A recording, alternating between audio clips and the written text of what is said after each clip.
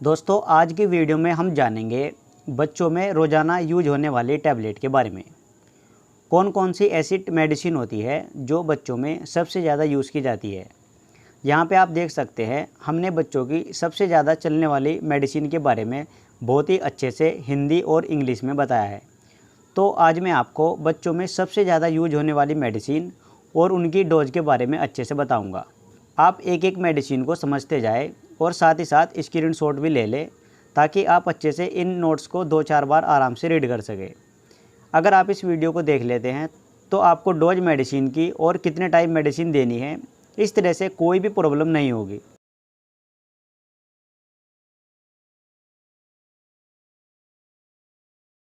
और गाइस अगर आपने अभी तक हमारे चैनल को सब्सक्राइब नहीं किया है तो चैनल को भी ज़रूर सब्सक्राइब कर लें ताकि ऐसी ही लेटेस्ट वीडियो आपको सबसे पहले मिलती रहे।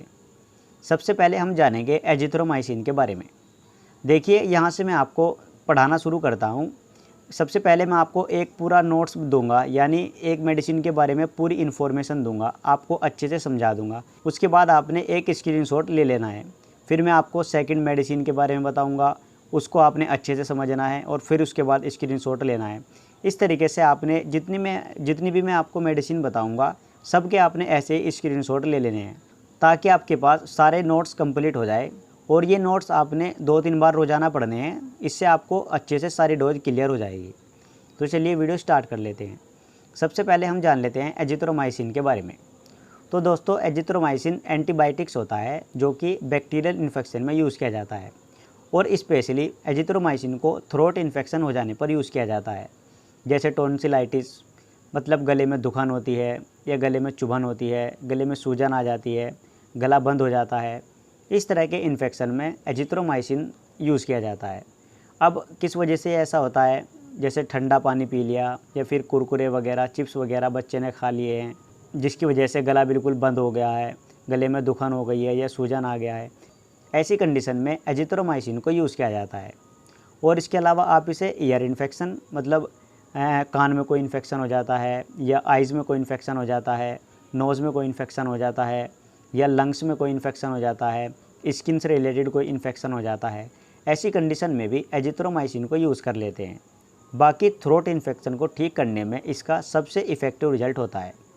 और इसके पॉपुलर ब्रांड की बात की जाए तो एजिथ्रोमाइसिन में आप एजीमैक्स सिरप या एजी सिरप या जेडी सिरप इस तरह से ले सकते हैं।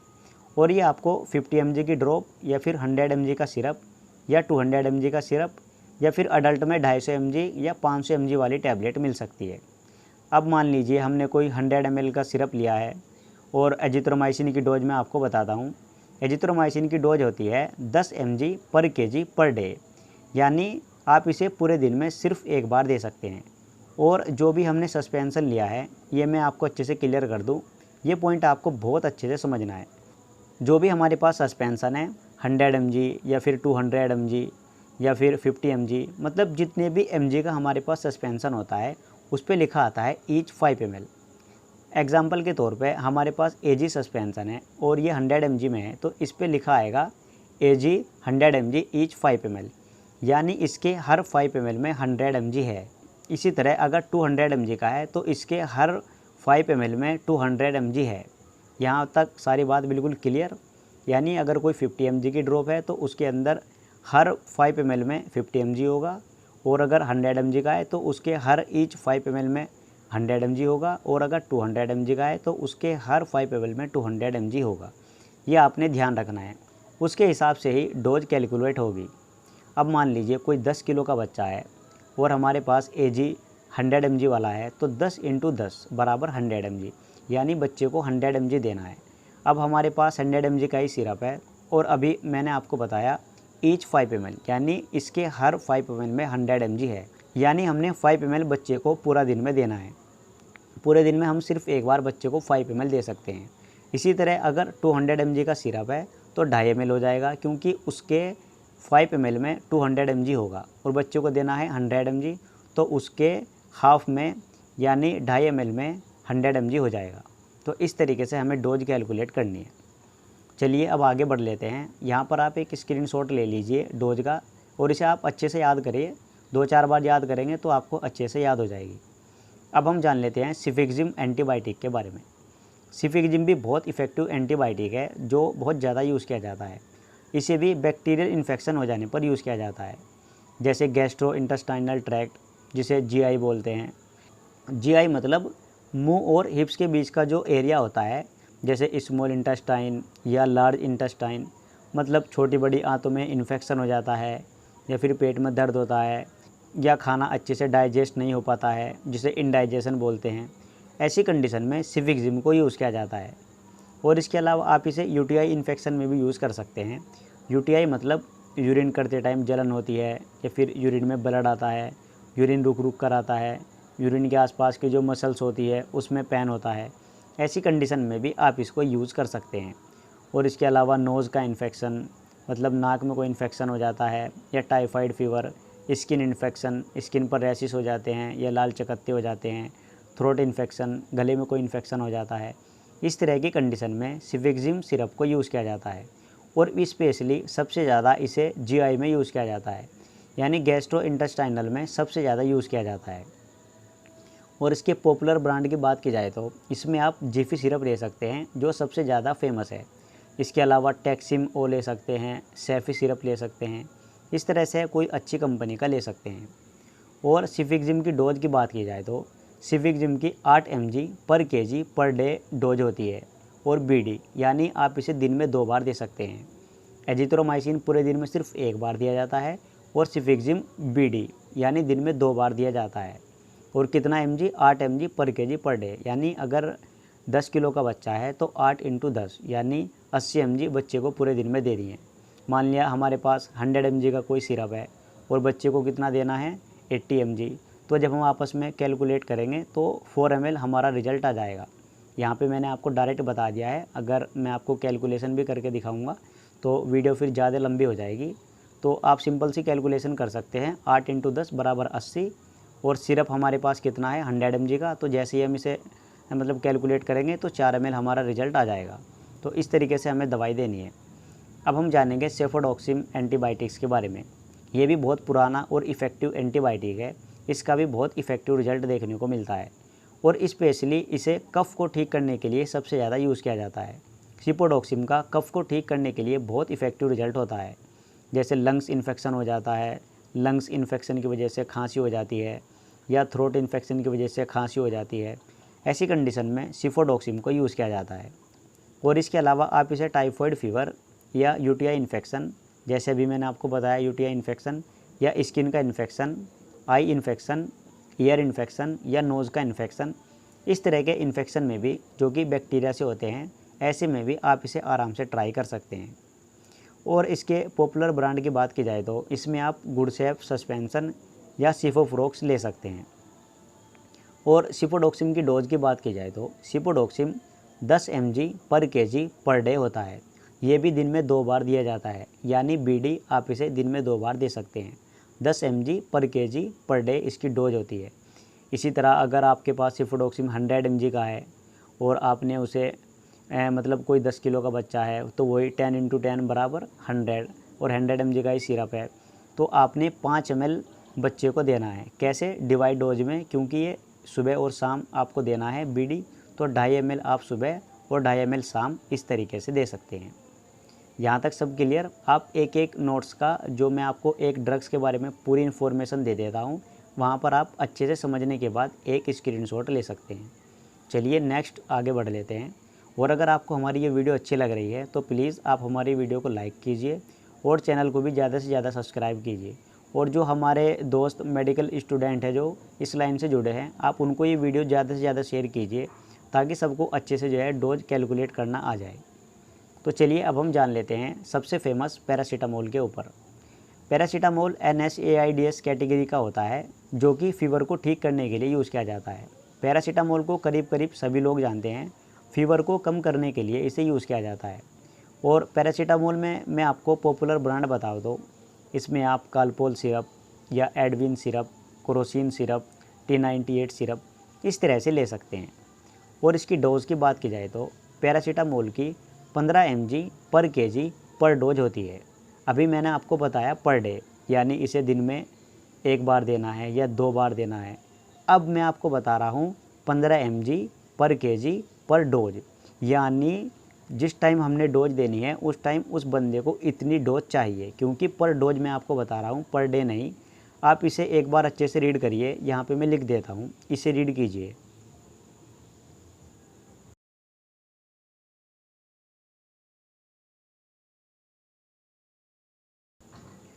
अब आपको अच्छे से समझ आ जाना चाहिए।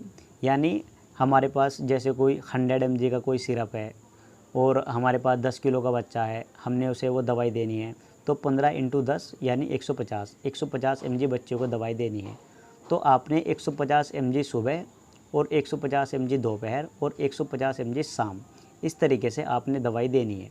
ये आपको ऐसे नहीं देना है कि ये एक टाइम या फिर 2 टाइम में इतना, ये पर डोज के हिसाब से होता है। यानी जिस टाइम हम पेशेंट को डोज दे रहे हैं उस टाइम हमें इतना mg उसको देना है। बस ये बात आपको याद रखनी है। और इसे आप दिन में 3 या 4 बार दे सकते हैं।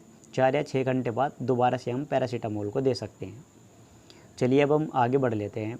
अब हम जान लेते हैं एमिकासिन इंजेक्शन के बारे में। एमिकासिन भी अच्छा एंटीबायोटिक्स इंजेक्शन होता है जो कि बैक्टीरियल इन्फेक्शन में यूज़ किया जाता है। जैसे निमोनिया हो जाता है या फिर ब्लड में कोई इन्फेक्शन हो जाता है, बोन्स में कोई इन्फेक्शन हो जाता है, मतलब हड्डियों में कोई इन्फेक्शन हो जाता है, या यूटीआई इन्फेक्शन हो जाता है। इस तरह की कंडीशन में एमिकासिन इंजेक्शन को यूज़ किया जाता है। और इसके पॉपुलर ब्रांड की बात की जाए तो इसमें सबसे ज़्यादा पॉपुलर मिकासिन इंजेक्शन होता है। इसे आप अच्छे से जानते होंगे, एरिस्टो कंपनी के द्वारा ये इंजेक्शन बनाया जाता है। सबसे ज़्यादा मिकासिन फेमस इंजेक्शन है। और इसके अलावा आप इसे मिका स्टार के नाम से भी ले सकते हैं, जो मैनकाइंड कंपनी के द्वारा बनाया जाता है। और भी इसके पॉपुलर ब्रांड हो सकते हैं, आप उन्हें भी ट्राई कर सकते हैं। एमिकासिन की जो डोज होती है वो 15 से 20 mg पर kg होती है। यानी आप इसे 15 mg 1 किलो के बच्चे के हिसाब से दे सकते हैं। अब मान लीजिए कोई 10 किलो का बच्चा है और डोज हमने बताया 15 से 20 mg, चलो हम 15 mg ही लगा लेते हैं, तो 15 × 10 यानी 150 mg हमने बच्चे को डोज देनी है। अब हमारे पास इंजेक्शन है 500 mg का, तो हमें डोज कैसे कैलकुलेट करनी है। 150 mg हमने दवाई देनी है, तो अब हमें हिसाब कैसे लगाना है। एमिकासिन 2 ml का एम्पुल आता है जिसमें 500 mg होता है। अब इसके 1 ml में हो गया 250 mg और 2 ml में हो गया 500 mg। इस तरीके से हमें हिसाब लगाना है और डोज कैलकुलेट करनी है। जब आप इसकी डोज कैलकुलेट करेंगे तो 10 किलो के बच्चे की जो डोज आएगी वो 0.6 ml निकल के आ जाएगी। यानी आप 0.6 तक बच्चे को इंजेक्शन लगा सकते हैं। इस तरीके से आपने डोज कैलकुलेट करनी है। अब हम जान लेते हैं लीवोफ्लोक्सासिन एंटीबायोटिक्स के बारे में। ये भी अच्छा एंटीबायोटिक्स है, इसका भी बहुत इफेक्टिव रिजल्ट देखने को मिलता है। लीवोफ्लोक्सासिन एंटीबायोटिक्स को यूरिनरी ट्रैक्ट इन्फेक्शन में यूज़ किया जाता है। यूरिनरी ट्रैक्ट, जैसे अभी मैंने आपको बताया, यूरिन करते टाइम जलन होती है या फिर यूरिन रुक रुक कर आता है, यूरिन में ब्लड आता है, यूरिन करते टाइम यूरिन येलो या फिर रुक रुक कर आता है। इस तरह की बहुत सारी प्रॉब्लम होती है। ऐसी कंडीशन में लीवोफ्लोक्सासिन को यूज़ किया जाता है। और इसके अलावा नोज़ में कोई इन्फेक्शन हो जाता है या गले में कोई इन्फेक्शन हो जाता है, स्किन से रिलेटेड कोई इन्फेक्शन हो जाता है या फिर निमोनिया हो जाता है, ऐसी कंडीशन में लीवोफ्लोक्सासिन को यूज़ किया जाता है। और इसके पॉपुलर ब्रांड की बात की जाए तो इसमें आप एल्सिन के नाम से ले सकते हैं। अब हम जान लेते हैं लीवोफ्लोक्सासिन की डोज़ के बारे में। लीवोफ्लोक्सासिन की 10 mg पर kg पर डे डोज होती है, और वो भी ओडी, यानी आप इसे पूरा दिन में सिर्फ एक बार दे सकते हैं। कितना? 1 किलो के बच्चे को 10 mg पर kg पर डे। अब इसी तरह अगर 10 किलो का बच्चा है तो आप उसे 100 mg दे सकते हैं। अब हम जान लेते हैं ओफ्लोक्सासिन एंटीबायोटिक्स के बारे में। ओफ्लोक्सासिन का नाम आपने सुना होगा, ये भी बहुत इफ़ेक्टिव और फेमस एंटीबायोटिक है। इसका भी बहुत इफ़ेक्टिव रिजल्ट देखने को मिलता है। ओफ्लोक्सासिन को भी बैक्टीरियल इन्फेक्शन को ठीक करने के लिए यूज़ किया जाता है। जैसे आइज़ में कोई इन्फेक्शन हो जाता है, ईयर्स में कोई इन्फेक्शन हो जाता है, नोज़ में कोई बैक्टीरियल इन्फेक्शन हो जाता है, या थ्रोट में कोई इन्फेक्शन हो जाता है, लंग्स में कोई इन्फेक्शन हो जाता है, skin and urinary tract infection हो जाता है। इस तरह की बैक्टीरियल इन्फेक्शन से रिलेटेड बहुत सारी कंडीशन होती है जिसमें ओफ्लोक्सासिन को यूज़ किया जाता है। और इसके पॉपुलर ब्रांड की बात की जाए तो इसमें आप जैनफ्लोक्स सस्पेंशन, जो कि बहुत ज़्यादा मार्केट में अवेलेबल है, ओफ्लोक्स सस्पेंशन, ये भी बहुत मार्केट में अच्छे से बिकता है। जैनफ्लोक्स की ज़्यादा डिमांड है क्योंकि ये मैनकाइंड कंपनी का है, इसका रिजल्ट भी अच्छा देखने को मिलता है। ओफ्लोक्सासिन की जो डोज होती है वो 15 mg पर kg पर डे होती है। यानी आप इसे 15 mg पर kg पर डे के हिसाब से दे सकते हैं, BD, यानी दिन में ये 2 बार दिया जाता है। अब मान लीजिए 15 mg इसकी डोज हो गई, 15 mg 1 किलो के हिसाब से और 10 किलो का बच्चा, तो 15 × 10 बराबर 150 mg हमने बच्चे को डोज देनी है। अब हमारे पास सिरप कितना है 100 mg का, तो जब हम इसे कैलकुलेट करेंगे 7.5 ml इसकी डोज आ जाएगी जो हमें बीडी करके देना होता है, यानी सुबह शाम। इस तरीके से हमने सारी डोज कैलकुलेट कर लेनी है। अब हम जान लेते हैं मेट्रोनिडाजोल एंटीबायोटिक्स के बारे में। ये भी अच्छा एंटीबायोटिक्स है, इसका भी अच्छा रिजल्ट देखने को मिलता है। मेट्रोनिडाजोल को बैक्टीरियल और पैरासाइट्स इन्फेक्शन को ठीक करने के लिए यूज़ किया जाता है। मतलब कि किसी पेशेंट को लूज मोशन हो जाते हैं, इंटेस्टाइन में प्रॉब्लम हो जाती है, या फिर वेजाइना से रिलेटेड प्रॉब्लम हो जाती है, लीवर में कोई इन्फेक्शन हो जाता है, स्टमक में कोई इन्फेक्शन हो जाता है, लंग्स में कोई इन्फेक्शन हो जाता है, या फिर स्किन में कोई इन्फेक्शन हो जाता है, ऐसी कंडीशन में मेट्रोनिडाजोल को यूज़ किया जाता है। और इसके पॉपुलर ब्रांड की बात की जाए तो इसमें आप मेट्रोजिल या फ्लैजिल के नाम से ले सकते हैं। और इसकी डोज की बात की जाए तो मेट्रोनिडाजोल की भी 15 mg पर kg पर डे के हिसाब से डोज होती है, लेकिन आपने इसे दिन में 3 बार देना होता है, यानी TDS। अब वही हिसाब मान लीजिए कोई 10 किलो का बच्चा है तो 15 × 10 बराबर 150 mg, यानी आपने अगर कोई 100 mg का सिरप है आपने उसे 4 ml देना है। और जब आप इसकी डोज डिवाइड करेंगे यानी TDS में देंगे 3 टाइम, तो 1.33 ml के करीब इसका रिजल्ट आ जाएगा। आप अच्छे से कैलकुलेट कर सकते हैं। अब हम जान लेते हैं फ्लूकोनाजोल के बारे में। ये भी अच्छा एंटी फंगल होता है जो कि फंगल इन्फेक्शन को ठीक करने के लिए यूज़ किया जाता है। देखिए यहाँ पे आप फोटो में देख सकते हैं, ऐसे फंगल इन्फेक्शन जो कि बॉडी के किसी भी पार्ट पे हो सकते हैं, उसको ठीक करने के लिए इस फ्लूकोनाजोल को यूज़ किया जाता है।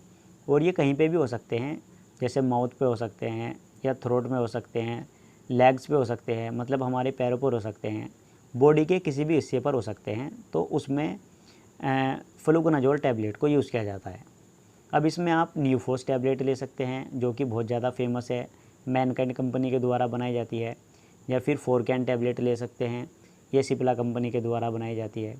और इसकी जो डोज होती है वो 3 से 6 mg पर kg per day once a week, यानी एक हफ्ते में एक बार देनी होती है। 3 से 6 mg पर kg पर डे, यानी आप इसे 3 से 6 mg तक एक दिन में इतना दे सकते हैं, वंस ए वीक, यानी कि एक हफ्ते में सिर्फ एक बार। अब हम जान लेते हैं मेटोक्लोप्रोमाइड के बारे में। मेटोक्लोप्रोमाइड का जो पॉपुलर ब्रांड होता है वो पेरिनॉर्म होता है। पेरिनॉर्म के नाम से ये आपको सभी जगह मिल जाएगा। मेटोक्लोप्रोमाइड को नोज़िया वोमिटिंग हो जाने पर यूज़ किया जाता है। जैसे कोई बच्चा है या कोई बड़ा है, उसको बहुत ज़्यादा उल्टी लग रही है या फिर जी मिचला रहा है, ऐसी कंडीशन में इस सस्पेंशन को यूज़ किया जाता है। एक कंडीशन ऐसी होती है जैसे बच्चा पैदा हुआ उस टाइम उसके मुंह में गंदा पानी चला जाता है, जिसकी वजह से बच्चे को उल्टी लगती है। जैसे उसकी माँ ने उसको दूध पिलाया, दूध पिलाने के बाद बच्चे को एकदम से उल्टी लगेगी क्योंकि उसके पेट में पहले ही गंदा पानी पड़ा है, जिसकी वजह से वो आपस में जब डिजोल्व होगा तो बच्चे को उल्टी लगेगी। या फिर वो कुछ भी खाना पीना कर रहा है उसके बाद तुरंत उसको उल्टी लग रही है, तो ऐसी कंडीशन में मेटोक्लोप्रोमाइड को यूज़ किया जाता है। और इसे देना कैसे होता है, आपने इसे खाली पेट देना होता है 3 टाइम, यानी TDS में इसकी डोज होती है। और डोज भी अगर मैं इसको आपकी बताऊं 0.1 mg पर kg पर डोज इसकी डोज होती है, जो आपने 3 टाइम देनी होती है। मान लीजिए कोई 5 किलो का बच्चा है तो उसे 0.5 mg तक दिन में 3 बार दे सकते हैं। अब देना कैसे होता है, सबसे पहले आपने इसे दे दिया, जितनी भी डोज बैठ गई 4 बूंद 5 बूंद, इस तरीके से जितनी डोज बैठ गई 4 बूंद दे दिया आपने। जैसे 3 किलो का बच्चा है उसे 4 या 5 बूंद दे सकते हैं। आप कैलकुलेट करेंगे तो आपको समझ आ जाएगा। मान लीजिए कोई 3-4 किलो का बच्चा है, उसे आपने 4 बूंद सुबह और 4 दोपहर और 4 शाम इस तरीके से देना है। तो आपने इसे देने के बाद 4 बूंद देने के बाद 45 मिनट तक बच्चे को कुछ नहीं देना है, कुछ भी नहीं खिलाना है, कुछ पानी वगैरह कुछ नहीं देना है। 45 मिनट के बाद आपने दूध वगैरह पिला के कुछ भी कर सकते हैं, लेकिन 45 मिनट तक आपने कुछ नहीं देना है। इस तरीके से इसकी डोज देनी होती है। आप जो मैं आपको बता रहा हूँ सभी मेडिसिन का, सभी नोट्स का आप स्क्रीनशॉट लेते जाए ताकि आपको अच्छे से याद हो जाए। मैंने जो वीडियो बनाई है इसकी मेहनत भी वसूल हो जाए और आपको अच्छे से याद भी हो जाए। और गाइस चैनल को भी ज़रूर सब्सक्राइब करते जाए ताकि आपको ऐसे ही वीडियो मिलते रहे। अब हम लास्ट में जान लेते हैं एसिक्लोविर एंटीवायरल के बारे में। इसको भी आजकल बहुत ज़्यादा यूज़ किया जाता है, वो मैं आपको अच्छे से बताता हूँ। एसिक्लोविर एंटीवायरल होता है जो कि वायरल इन्फेक्शन को ठीक करने के लिए यूज़ किया जाता है। जैसे चिकन पॉक्स हो जाता है, आप फ़ोटो में देख सकते हैं। चिकन पॉक्स मतलब जिसे छोटी माता बोलते हैं, या फिर हर्पीस सिम्प्लेक्स हो जाता है। मतलब इसमें क्या होता है, बॉडी के किसी भी पार्ट पर फुंसिया जैसा हो जाता है, आप फ़ोटो में देख सकते हैं। इस तरह से पूरे शरीर पर हो जाता है। तो ऐसी कंडीशन में एसिक्लोविर टैबलेट को यूज़ किया जाता है। और इसके फेमस ब्रांड के बारे में अगर मैं आपको बताऊं, इसका फेमस ब्रांड हर्पीकाइंड के नाम से आता है।